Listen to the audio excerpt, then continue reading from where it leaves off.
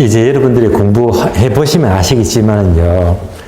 특히 우리 공부가 휘발성이 강해요. 금방 까먹어요. 특히 이제 민법, 학개론, 공법 이 세 과목이 굉장히 분량도 많고 어렵거든요. 어려워요. 강의 듣고 나서 돌아서면 금방 까먹어 버리거든요. 어쩔 수가 없어요. 무조건 반복입니다. 반복.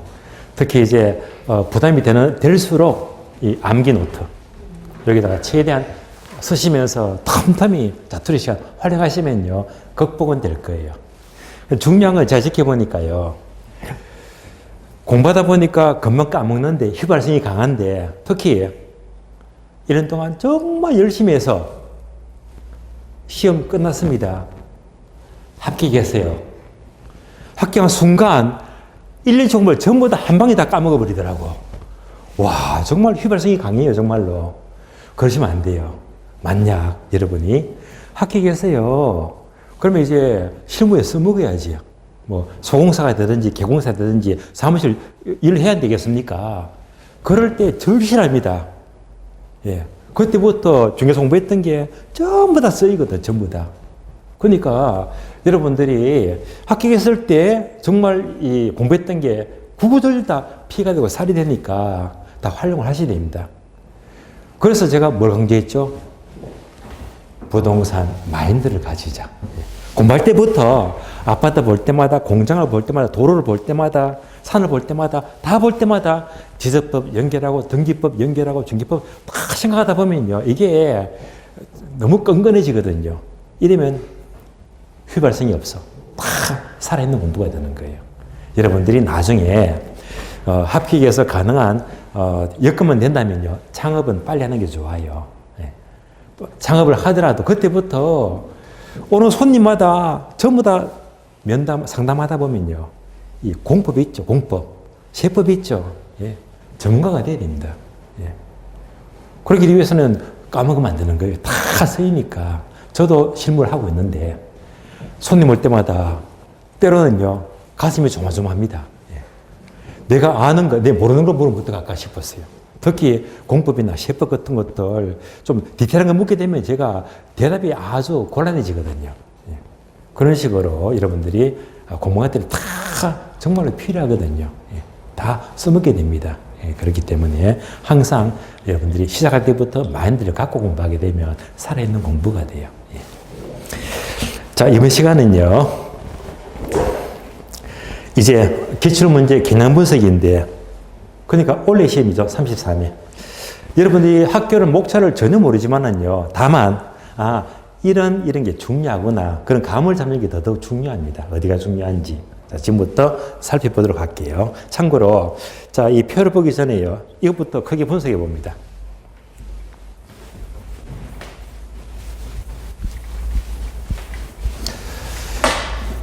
자, 1차 과목이죠.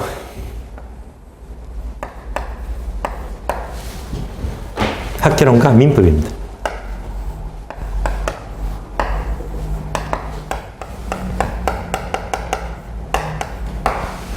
공부를 처음 하시면 우리 시험이 평균 60점 이상이면 합격하죠. 그러니까 학개론도 60점, 민법도 60점. 이렇게 생각할 수 있습니다. 그런데 얘는요, 잘못된 생각입니다. X입니다. 엉터리 전략입니다. 왜냐하면요, 우리 시험은 틀림없이 민법, 개론 둘 중에서 한 과목은 어렵게 나와요. 한 과목은 상대적으로 쉽게 나오고, 한 과목이 어렵고, 한 과목이 쉬운데 똑같이 60이다. 엉터리 전략이거든요. 그러니까 결론은 뭐냐? 자, 결론은요, 쉬운 과목은 점수를 많이 받아야 됩니다. 몇 점?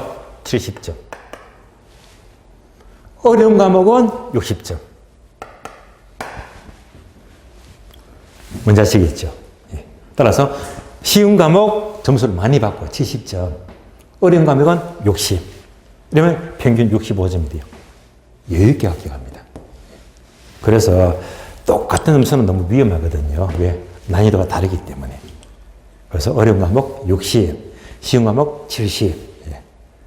여러분들이 카페 와서 원래 시험 치르신 분 확인하시면요. 원래 학교론 웬만하면 70이 다 넘어갔습니다. 80점, 85점, 90점. 제가 봐도 신기한 점수더라고요. 예. 어쨌건 이런 전략입니다. 그래서 60점, 70점. 그래서 평균 65점 하게 되면 여유있게 합격할 수 있거든요.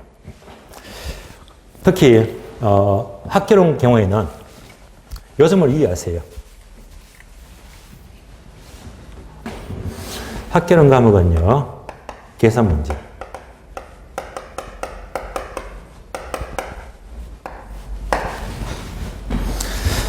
총 40문제 가운데 매년마다 계산 문제가 9문제에서 10문제가 나와요. 이러면 비중 엄청납니다. 그래서 계산 문제를 잘 잡아야 됩니다. 참고로 31회 시험, 32회, 올해 시험이 33회죠.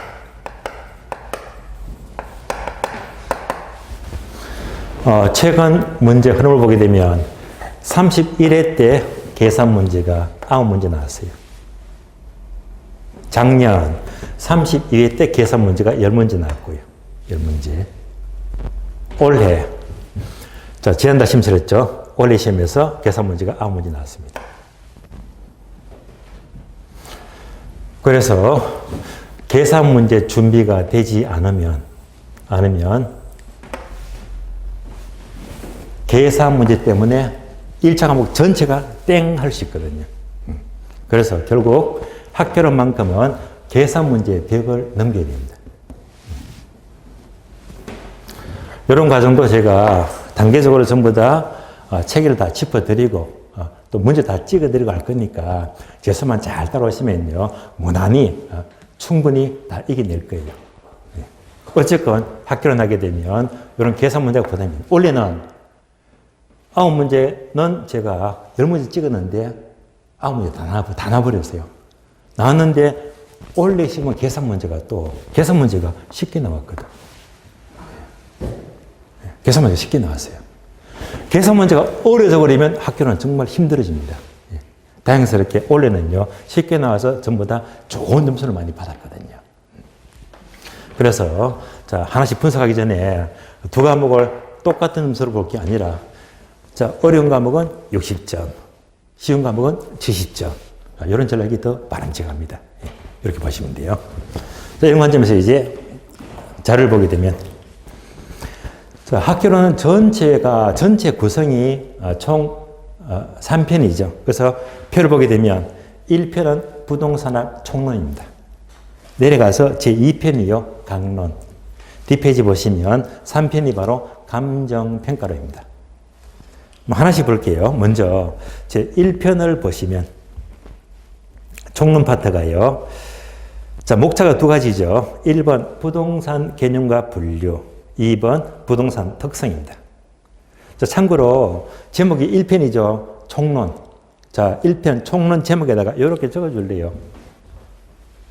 가로 3 적어주고요. 주로 3문제가 나와요. 총론 파트에서는. 3문제. 근데 원래는 좀 많이 나왔죠. 한 문제가 더 나왔네요. 4문제. 그래서 목차 1번 보시면 개념과 분류를 묻는 흐름에서 정착물 한 문제, 토지 분류를 묻는 문제가 한 문제, 다세대 주택, 바로 공법적인 내용이죠. 그래서 여기서 개념에서 3문제가 나왔고요. 다음에 두 번째, 부동산 특성에서 한 문제에서 총 4문제가 나왔다. 제가 분명히 3문제 나온다고 했어요. 원래 4문제 나왔죠. 내년 시험은요, 다시 3문제로 돌아갑니다. 우리 4문제는 오버한 거예요. 그래서 주로 3문제가 잘 나옵니다. 3문제. 자, 제2편 내려가죠. 강론. 강론 파트가 목차가 되게 많죠. 6개. 자, 1장 부동산 경제론, 2장 부동산 시장, 3장 부동산 정책, 4장 부동산 투자, 5장 부동산 금융, 6장 부동산 개발 및 관리가 돼요. 하나씩 볼게요. 먼저 1번. 1장 부동산 경제를 보게 되면 다시 목차가 두 가지입니다. 1번 부동산 수요 공급, 2번 경기 변동입니다. 먼저 수요 공급에다가 문항수를 적어줄래요? 이렇게 4에서 5 적어주고요. 주로 너댓 문제가 나와요. 그러면 자 수요 공급 목차 1번에다가 이렇게 앞에다가 큰 별표하세요. 왜? 5문제가 나온다면요. 핵심 단원이거든요. 그래서 수요 공급은 일단 별표, 핵심 단원, 중요한 단원입니다. 목차 2번. 경기 변동은요. 문항수는 괄호 1 적어주고요. 보통 한 문제가 잘 나와요. 그러면 하나씩 봅니다. 수요 공급이 4문제, 5문제죠. 참고로 올해 시험은 4문제가 나왔네. 4문제. 한 문제 적게 나왔어요. 4문제. 자, 그 중에서요, 문항수를 보게 되면 첫 번째, 공급 감소인이 한 문제. 다음에 균형 가격 이동이 나왔고요. 자, 세 번째, 네 번째가 좀 특이하죠. 단어가 굵은 글씨. 그리고 괄호, 전화기 그림이 있죠. 탄력성 전화기, 균형 가격 전화기. 얘가 뭐냐면요, 전화기. 다이얼에 숫자가 있잖아요. 숫자가 있으니까 뭐가 떠올라? 계산 문제. 계산 문제. 그래서 계산 문제가 한눈에 보이잖아요. 아, 계산 문제가 탄력성이 나왔고 균형 가격이 나왔고 2문제가 나왔네. 그래서 결론적으로 수요 공급은 핵심 단원인데 이론 문제 2문제, 계산 문제 2문제, 합 4문제가 나왔습니다.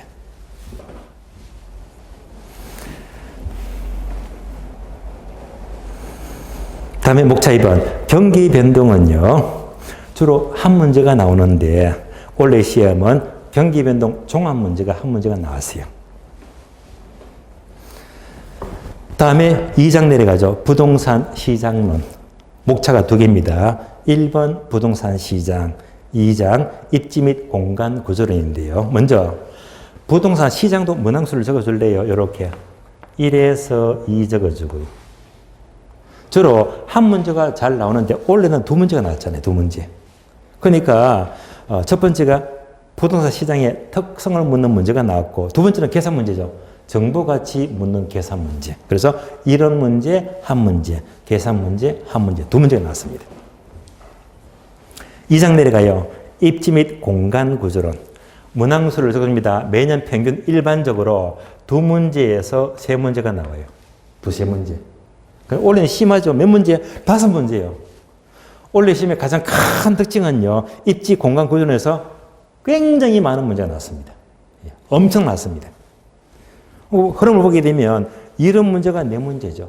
계산 문제가 1문제. 자, 이런 문제는요. 허프의 확률 모형, 크리스탈의 중심지 이론, 피넨의 위치 지대설, 공간 구조론 이런 문제가 4문제 나왔고요. 그다음에 계산 문제가 소매 인력 법칙이 나왔습니다. 자, 참고로 지금까지 문제 분석한 것이 제가 원래 찍어주기 사실에서 다 100% 적중이 되었어요. 전부 다 제가 정확히 다 짚어드린 게 다 나와버렸습니다. 다음에 3장 부동산 정책입니다. 자, 정책 문항수 적어줍니다.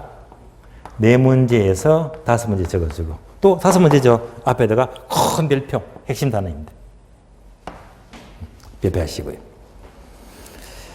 자, 그러면 이제 정책의 목차 흐름은요, 5가지인데, 1번 부동산 문제, 2번 부동산 정책의 의의와 기능, 3번 토지정책, 4번 주택정책, 마지막으로 조세정책인데요. 올해 시험은 4문제가 나왔죠. 조금 적게 나왔어요. 자, 그러면 이제 첫 번째가 용도지역물인데, 용도지역은요, 여러분들이 2차 과목이 있죠. 부동산 공법. 공법에서 기본적인 내용이 나왔고요. 다음에 정책 종합 문제. 공공임대주택의 종류. 자, 공공임대 종류가 우리 책에는 없는 문제거든요. 그런데 이 파트도 공공임대주택. 자, 공공임대주택도 제가 혹시나 싶어서 막판에 하루 한 문제 찍어드렸잖아요. 그때 요약 정리해서 이런 게 종류가 있으니까 참고하세요. 혹시나 싶어서. 그래서 소개했는 게 딱 나와버렸어. 기가 막히게 적중이 되어버렸어요.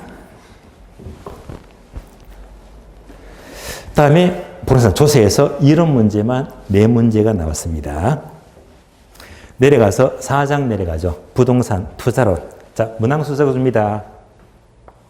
6에서 7 적어주고, 맞네요. 이것도 중요합니다. 앞에다가 별표.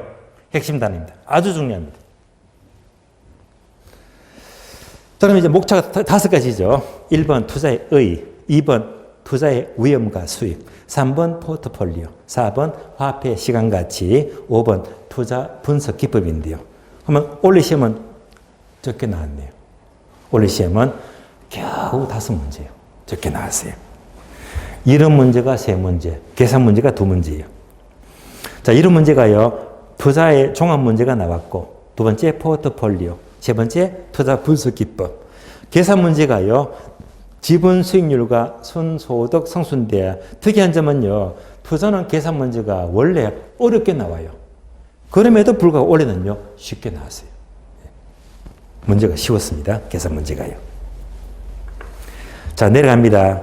5장. 부동산 금융. 자, 문항수 적어줍니다.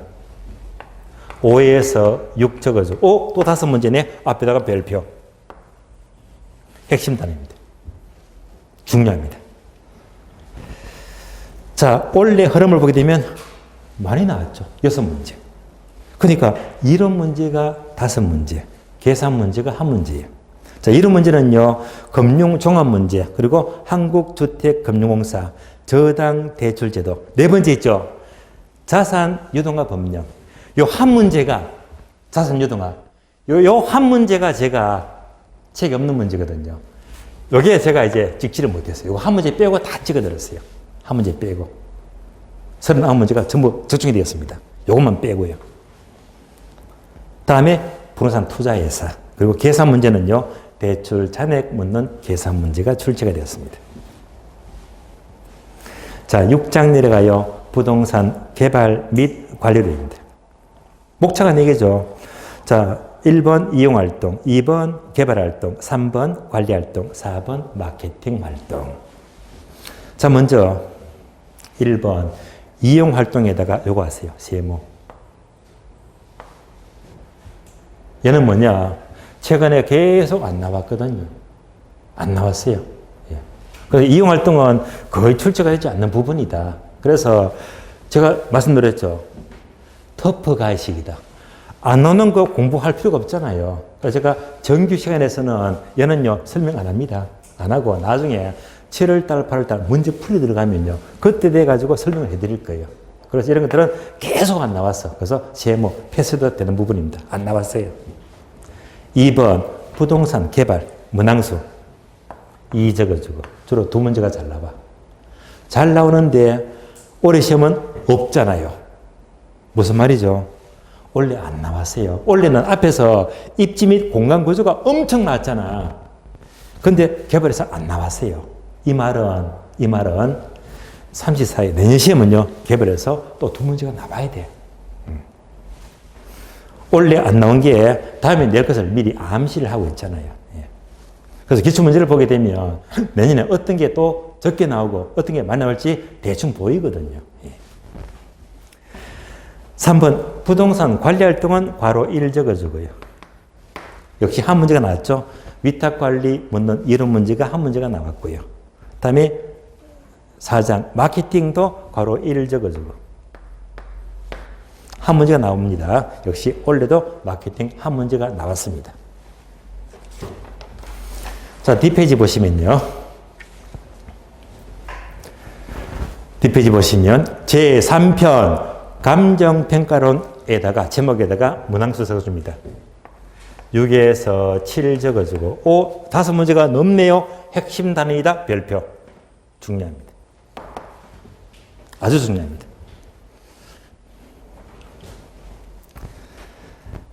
자, 목차가 4가지인데 1번 감정평가 총론, 2장 3방식, 3장 감정평가 규칙, 4장 부동산 가격 공시제도. 자, 유의할 점은 여러분들 공부하면 아시겠지만은요, 이 감정평가론이 가장 어려워요. 그래서 많은 수험생들이 손도 못 대요. 정말 어렵습니다. 그런데 문제가 많이 나오고 있잖아요. 그런데 감정평가론 줄여서 감평이죠. 감평만큼은 제 수업을 듣는 학생들은요, 굉장히 좋아합니다. 왜? 나중에 수업 따라오니까 여기서는 고수가 다들 되어버리더라고요. 남들이 전부 다 포기하고 힘들어할 때 너무너무 잘 따라오시면서 득점을 잘 하시더라. 그래서 오히려 힘들수록 전략 과목. 왜? 어렵긴 하지만 문제가 그다지 문제는 어렵게 안 나오거든요. 오히려 전략 과목입니다. 자, 특이한 점은요. 1번 간평 총론 파트가 안 나와서 얘는 매년 나와야 되는데 안 나온 게 올해는 또 특이한 점이고요. 3방식은 자, 말 그대로 3방식이니까 3문제가 나와야 되는데 4문제가 나왔어요.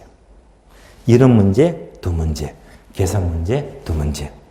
자, 이런 문제가요. 감가수선과 환원율이 나왔고 계산 문제는 거래 사례 비교법과 수익 가격에서 2문제가 나왔습니다. 이것도 제가 예상대로 전부 다 100% 적중이 되었고요. 다음에 감염평가 규칙에서 뜻밖의 한 문제가 아니라 2문제가 나왔죠. 2문제. 시장가치 묻는 문제와 규칙 전반적인 내용을 묻는 문제에서 2문제가 출제가 되었고요. 마지막으로 가격 공시제도가 한 문제인데 역시 한 문제 그대로 나왔습니다. 총 몇 문제? 7문제. 보통은요 이렇게 나와요. 보통은 6문제인데 올해는요 한 문제 더 나왔거든요. 7문제. 자, 그래서 자 전체를 보았는데요. 제가 분명히 핵심 단원 5문제씩 나눈 핵심 파트가 몇 개? 5개. 자, 기억나시죠? 첫 번째가 뭐죠? 수요 공급. 두 번째는요, 부동산 정책. 세 번째는 부동산 투자론. 네 번째는요, 부동산 금융. 마지막으로 감정 평가론입니다. 한눈에 보이잖아요. 여러분들이 목차 보시면서 나는 뭔지 아무것도 모르지만은요, 학개론 하게 되면 수요 공급, 정책, 투자, 금융, 감평. 5개가 정말 중요하구나. 예. 그래서 학교는요, 이 5가지만 잘하면 거의 고득점. 그래서 학교는요, 이 5개 파트를 어떻게 정리를 확실히 잘하느냐에 따라서 당락이 결정이 되는 거예요. 5개가 중요합니다. 그러면 한 번 더 정리해 봐요.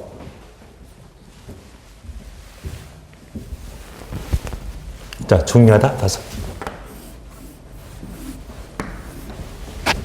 핵심 단어입니다.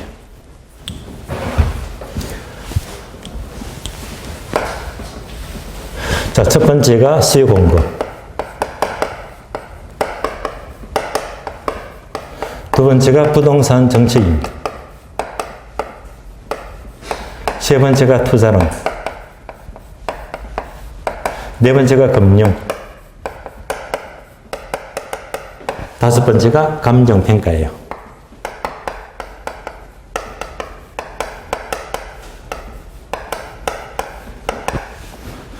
자, 그러면 올해 시험은 수요 공급에서 4문제 나왔고요. 정책에서 4문제. 투자에서 5문제. 금융에서 6문제.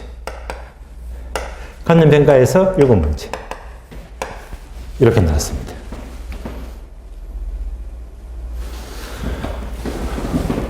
다 더하니까 8, 13, 19, 26.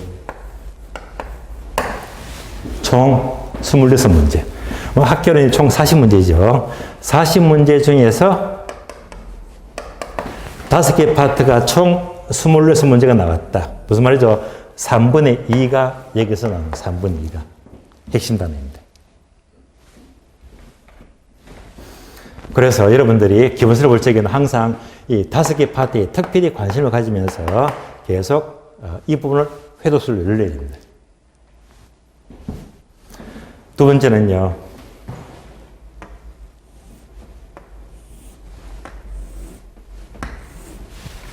시합 표시. 시합 표시가 없었잖아요. 시합 표시가 뭐냐면요. 요거예요.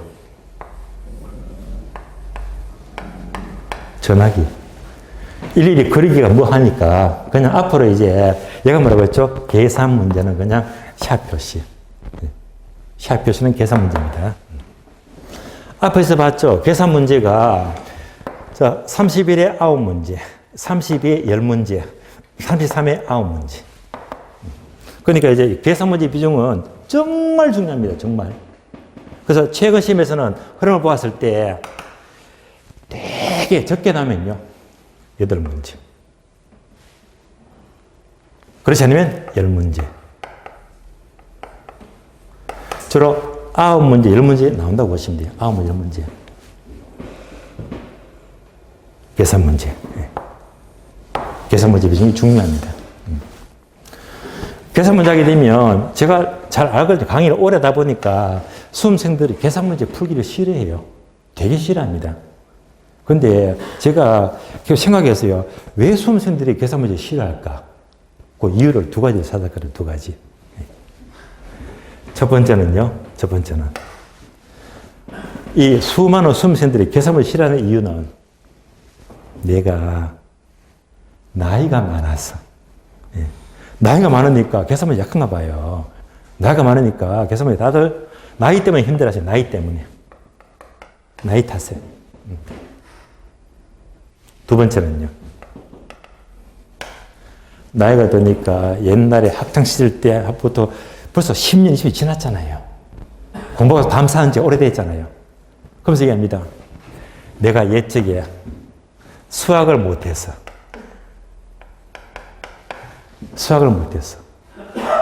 이 이유가 맞긴 맞더라고요.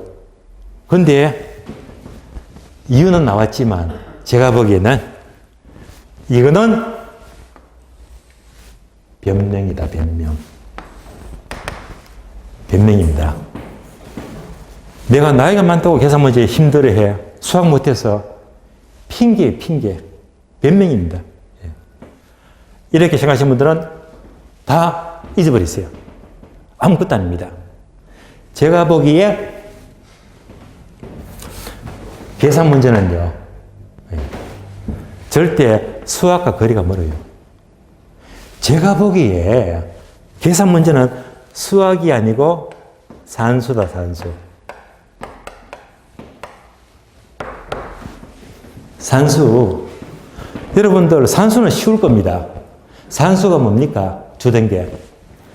가감성제. 더하고, 빼고, 곱하고, 나누고. 가감성제. 이거는 누구나 할 수 있는 거잖아요. 우리 계산 문제가요, 가감성제 밖에 안 나와요. 얘만 나와요. 여기다 한 개 더 추가.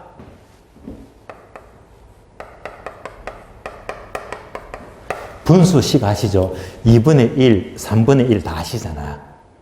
여기 전부야. 여기 전부입니다.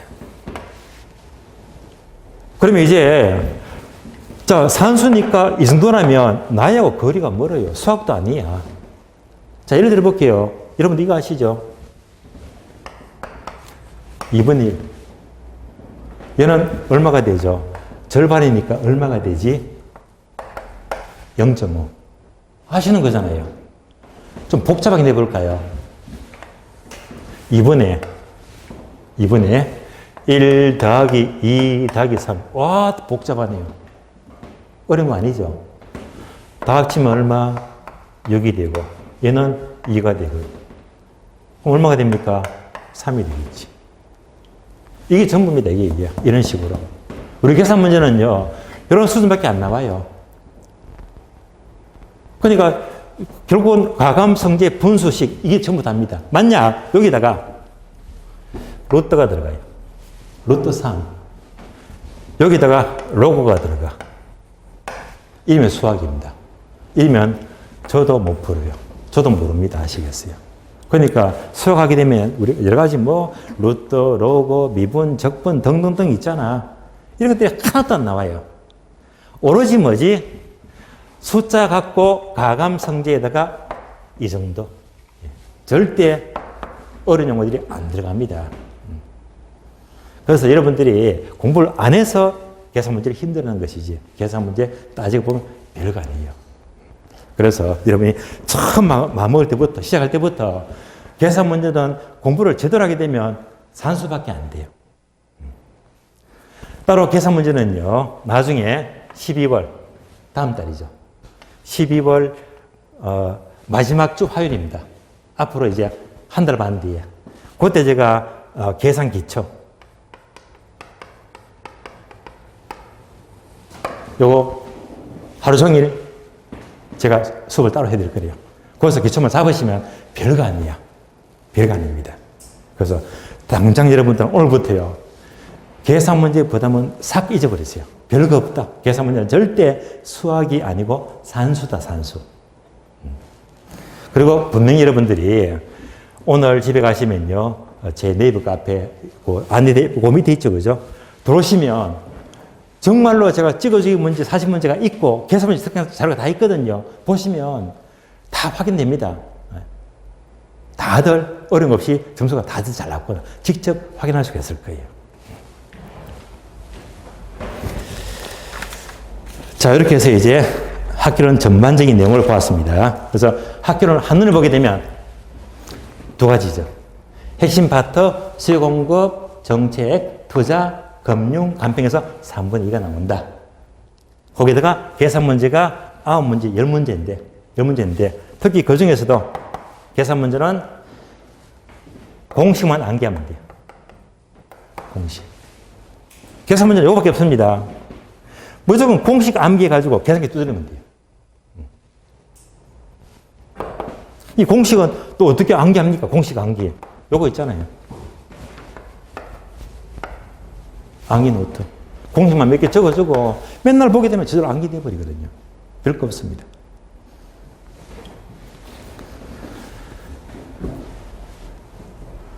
따라서 자, 이번 시간은요. 학교론 기출표를 보시면서 학교론 어디가 중요한지 5개 파트. 그리고 계산 문제 각별히 이제 출발하실 때 신경을 쓰셔야 됩니다.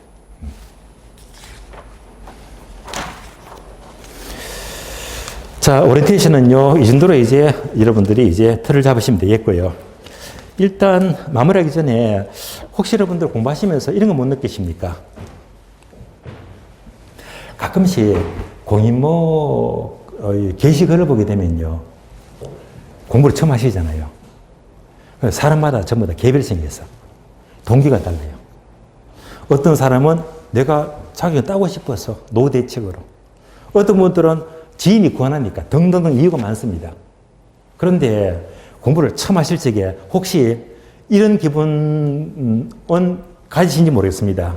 혹시 야, 내가 현재 위치가 너무 절박해. 혹시 그런 분 계신가요? 절박해서 공부를 한다. 예. 저는 그게 필요하다고 생각합니다. 절박함.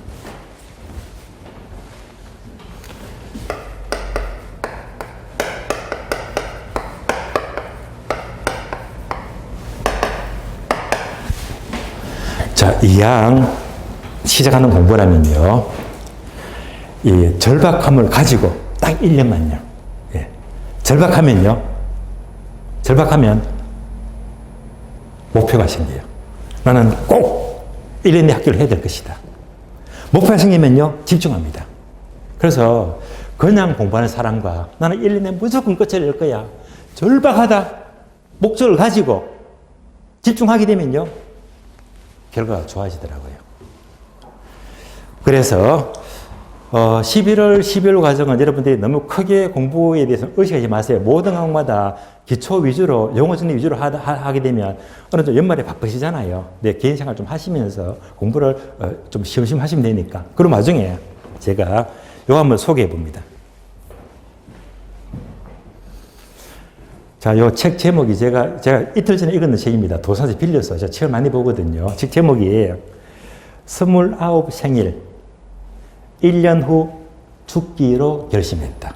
와, 제목이 섬뜩하죠? 29 생일 1년 후 죽기로 결심했다. 야, 섬뜩한 제목입니다. 이 책은 여러분들이 이 책 읽게 되면 많은 거를 느끼게 됩니다. 첫 번째, 이걸 넣을게요. 절박합니다. 이 책은요, 실화를 바탕으로 쓴 책인데요. 29된 여주인공이 인생이 너무 무리하고, 예, 또 너무 회의를 느껴.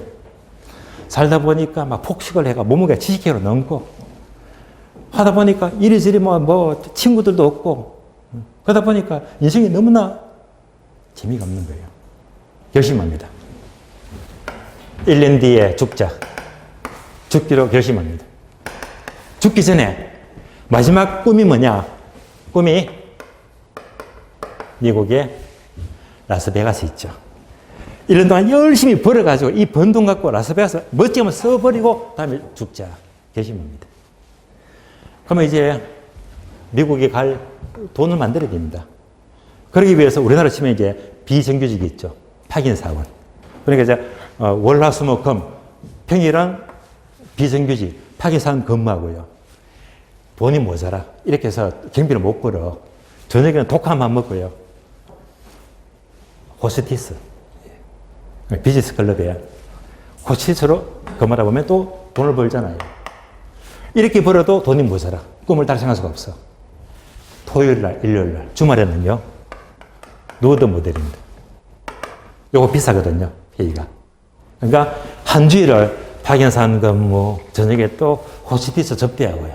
다음에 주말에는 누워도 모델로 근무하면서 이래서 경비를 만들어요.